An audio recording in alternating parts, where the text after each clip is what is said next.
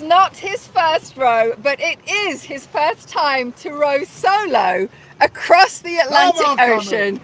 Thank you so much for joining us here live in English Harbour for the arrival of our next rower coming into the finish line.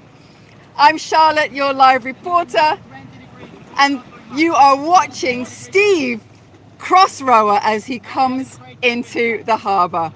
Okay, Captain Steve. This is the finish line of the World's Toughest Row Atlantic 2025. Steve is rowing in strong, screaming, can't believe he's this close to land. When he saw the Pillars of Hercules, he went, "Is that the Pillars of Hercules? I've been waiting 6 years to see that."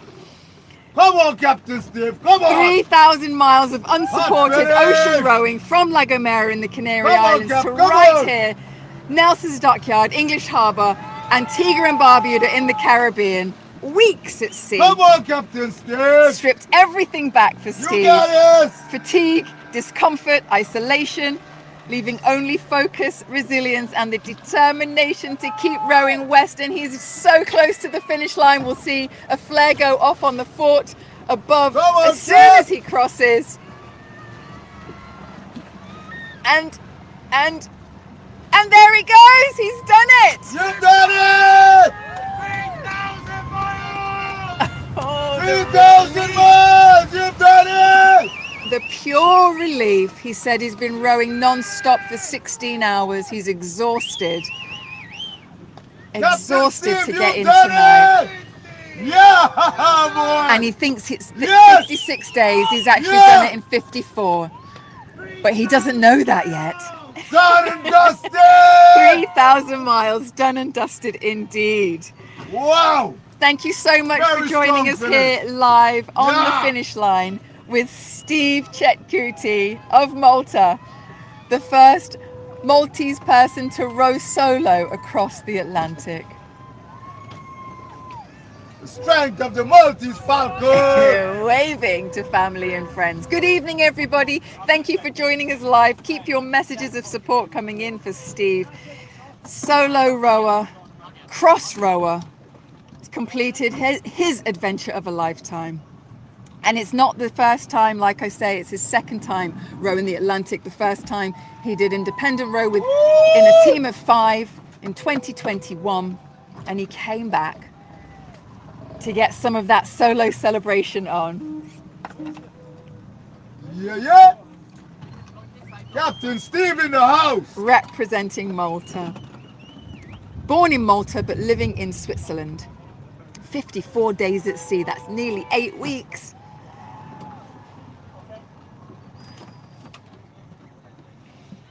He set out to become the first Maltese rower to complete an ocean crossing alone and unsupported, and he's absolutely done it. A deeply personal row and a tribute to his late brother Michael, and part of a campaign supporting cancer awareness through the Margarita Musical Theatre Initiative. And already the horns of the super yachts have started. I can hear people up on land around us, on the boats around us, cheering him. His goal was 50 days, he did it in 54. Yeah! You rode 3,000 miles! Yeah! Congratulations!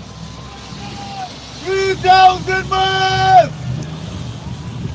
3,000 miles after storms, seasickness. You rode 3,000 miles, Captain Steve! You did it! Physical depletion, mental fatigue.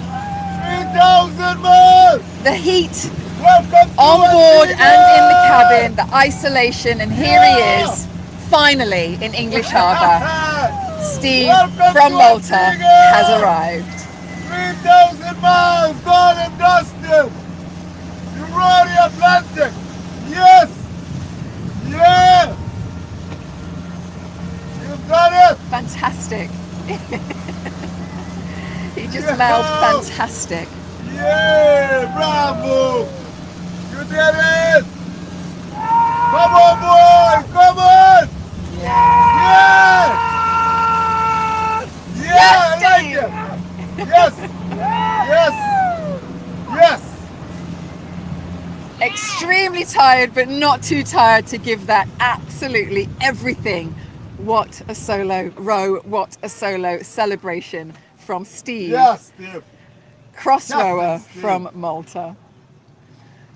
Amazing. In his boat, Camilla, to the first letters of his 3 daughters' names put together. Oh, Steve has rowed and can be stepping on land in a few minutes. So what we're going to do is we're going to move to a holding screen. Steve is going to row himself into the dockyard there. You can see at the right of the screen. We're going in ahead of him and we're going to watch him step onto land for the first time in 54 days and see how he reacts when he realizes he's knocked 2 days off of what he thought he did. Stick around, we'll see you in a bit. Hello and welcome back to the World's Toughest Row Atlantic 2025 for the arrival of cross rower Steve Chetcuti, rowing solo, born in Malta, living in Switzerland. Steve has completed the World's Toughest Row Atlantic crossing, 3,000 miles, the adventure of a lifetime. And we have a boat inside. Let's give up, make some noise for Steve, AK Cross Rower. Come on, Steve, come on. Last 50 meters.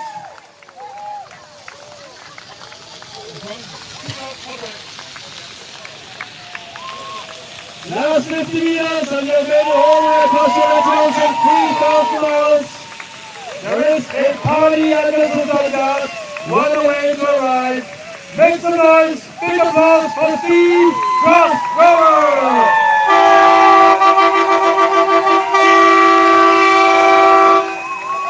Coming into Nelson's Dockyard, one of the Caribbean's most historic harbours, a UNESCO World Heritage Site. On his boat for more than 50 days. Soon we will know the exact time. But what a journey, 3,000 miles across the Atlantic Ocean from Lavallejo to English Harbour. Now here is Golden Town. Right now, sister Amy here behind me, excited to see Steve coming back on land. Welcome to Antigua, Steve!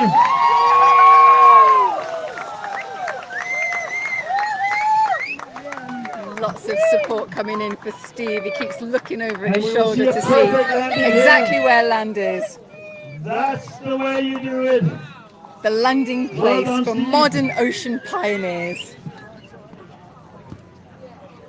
And every finisher here has crossed an ocean under pure human power alone, just as Steve has done. The last hand he shook when he left La Gomera, the first hand he shakes as he arrives into Antigua, race director casting. Steve has arrived. All the years of preparation, the sacrifice, the discipline, all distilled into this very moment.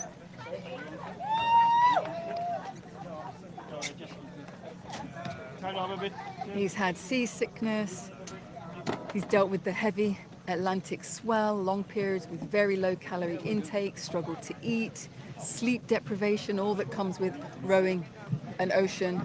Spent Christmas alone at sea, New Year alone at sea, all of that hit morale really Ladies and hard. gentlemen, here is Steve Cross Rower! Come on.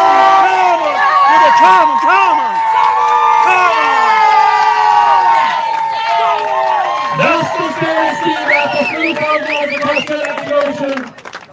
What a journey you've had. Now, the flags, and today we have 2. Representing Malta and Switzerland. Representing Malta, Steve Cross Rower! Also the first row we have ever had in the race from Malta.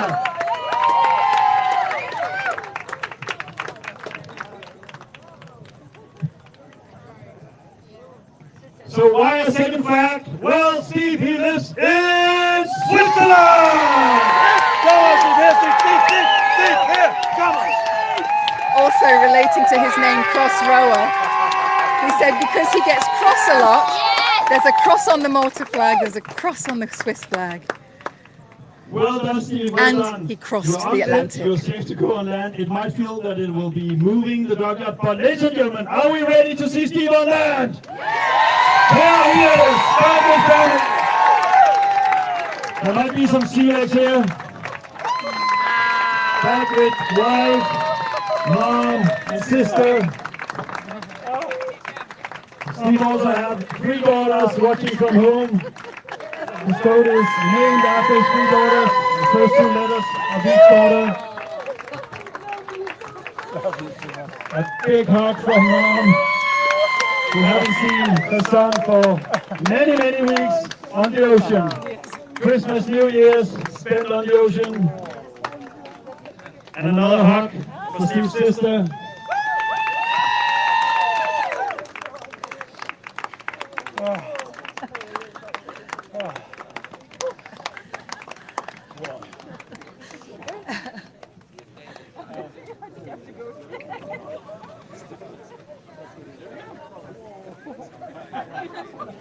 Yes, time to step onto the podium. Hey, Cos, you promised me a hug. Steve just said I promised him a hug, so before we move on,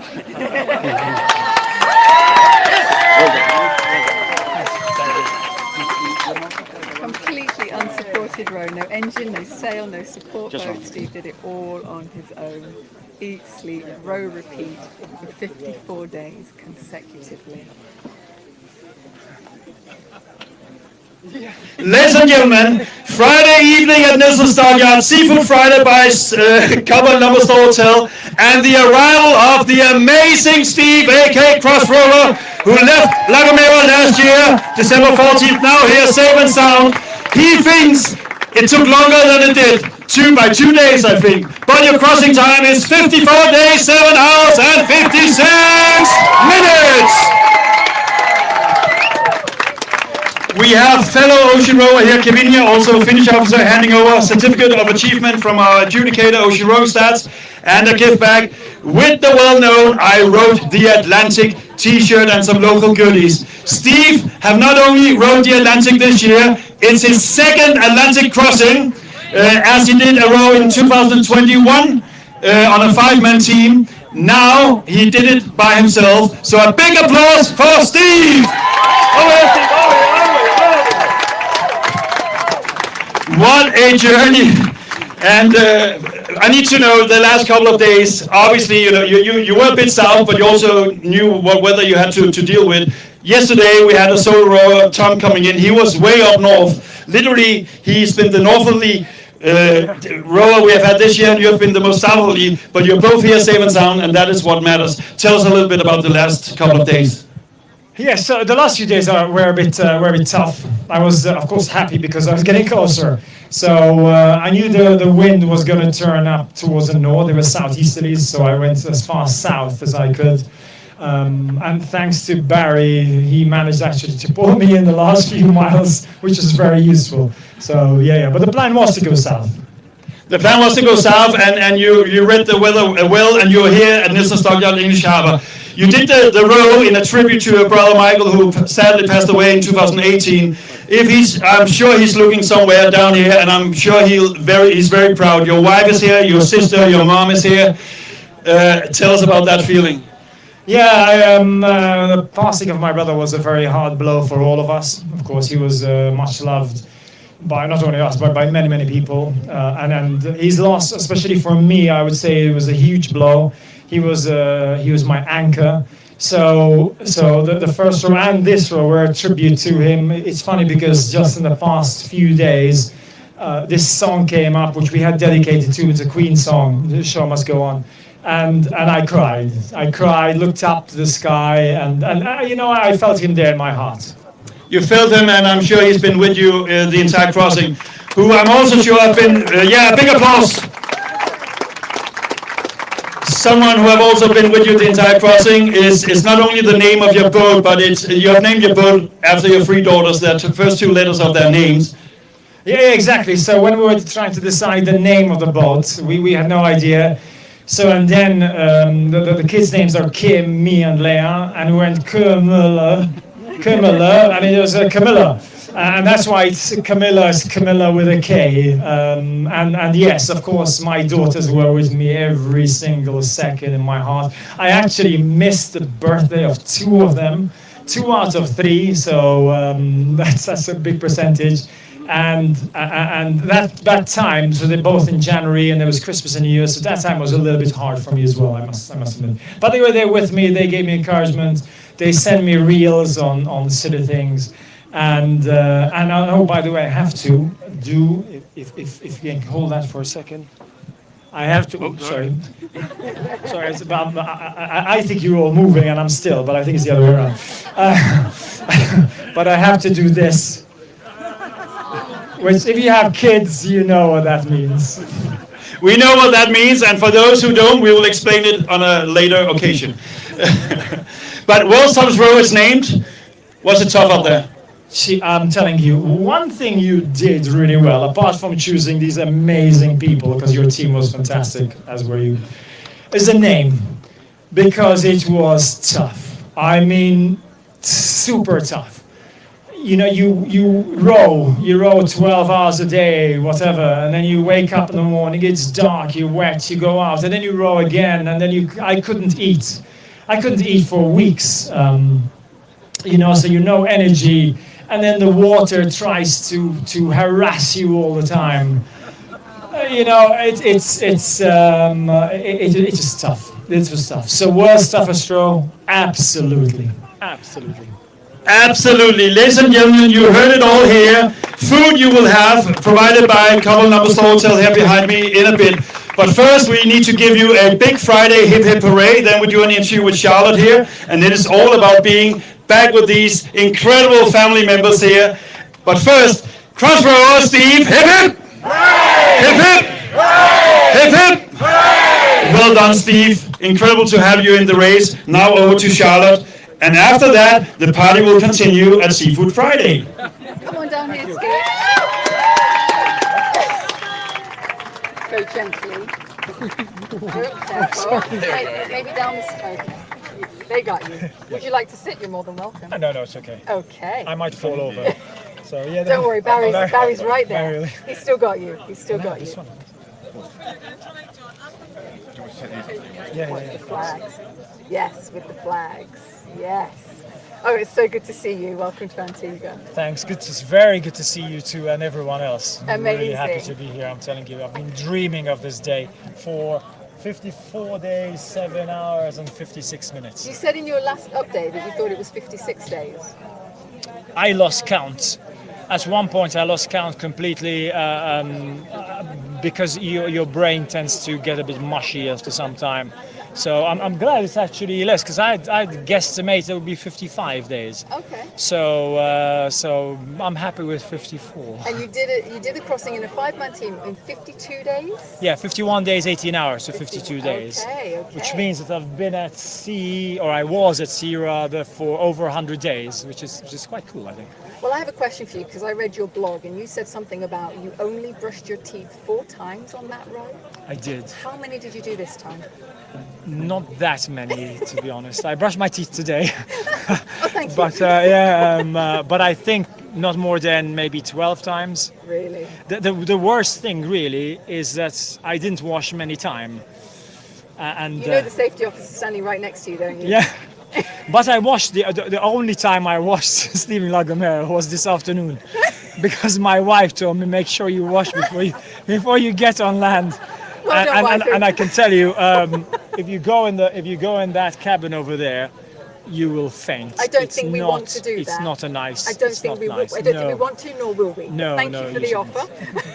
You're welcome. How did your solo compare to the team row? It is very different. So as a solo, you have to do everything. And that means navigation, cooking, cleaning, jumping in to clean the hull, everything. But the good thing is that you're also, everything you do is, every success and failure is yours. Mm-hmm.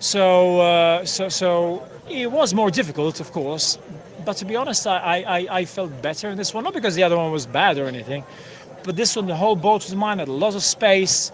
if I decided to row, like today, I didn't stop rowing. I rowed from 5 o'clock this morning, and it's it's 8 o'clock now. Wow. So, as a team, you can't do that. But as a solo, you can say, okay, I'm not going to stop. I'll just keep on going. Set your own boundaries. Exactly. So of course, in a team, you can speak with people, you can chat, you can help each other. So there's good and bad in both. That moment when we saw you out at sea and you were coming around then Pillars of Hercules, what did you say to us? I was waiting, as today now, to see those pillars for 6 years.